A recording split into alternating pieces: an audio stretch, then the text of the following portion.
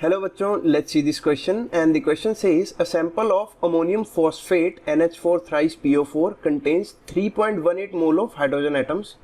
Then the number of moles of oxygen atoms in the sample is, तो हमें बताने हैं number of moles of oxygen atoms कितने हैं इस सैंपल में, जब number of moles of hydrogen atoms कितने दे रखे हैं 3.18 moles. तो चलो इसका सॉल्यूशन देखते हैं. बेसिक मोल कंसेप्ट का ही यूज़ करेंगे हम. तो गिवन क्या है, पहले इसका फॉर्मूला लिखते हैं अमोनियम फॉस्फेट का NH4 थ्राइस PO4, ये यहाँ पर 4 है.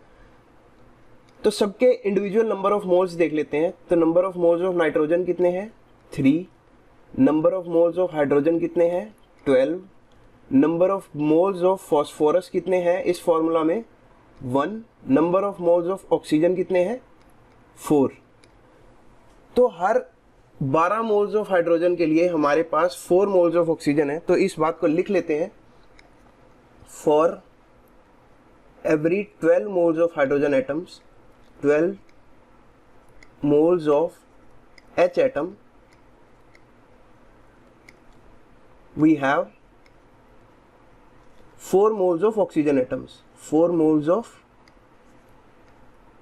Oxygen atoms. तो अब हम बेसिक यूनिटरी मेथड से निकाल लेंगे कि जब 3.18 मोल ऑफ हाइड्रोजन एटम्स होंगे तब ऑक्सीजन एटम्स कितने होंगे. So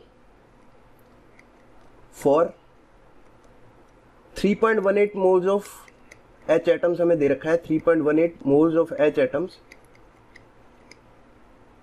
number of moles of oxygen atoms will be, number of moles of oxygen atoms will be. तो कैसे निकालेंगे, 4 मोल्स ऑफ ऑक्सीजन है कब, जब 12 मोल्स ऑफ हाइड्रोजन एटम है. तो multiplied by 3.18 moles of hydrogen atom जब होंगे तब कितने ऑक्सीजन होंगे.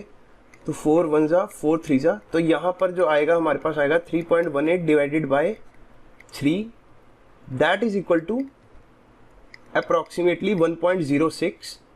तो यही हमारा आंसर हो गया. So the correct option will be option number C. तो बेसिक यूनिटरी मेथड लगाया, जब 12 मोल्स ऑफ हाइड्रोजन एटम्स होते हैं तो 4 मोल ऑफ ऑक्सीजन होते हैं. तो जब 3.18 मोल्स ऑफ हाइड्रोजन एटम्स होंगे तो number of moles of oxygen आ जाएंगे 1.06 moles of oxygen atoms. So I hope you understood it. Simple mole concept था. Best of luck.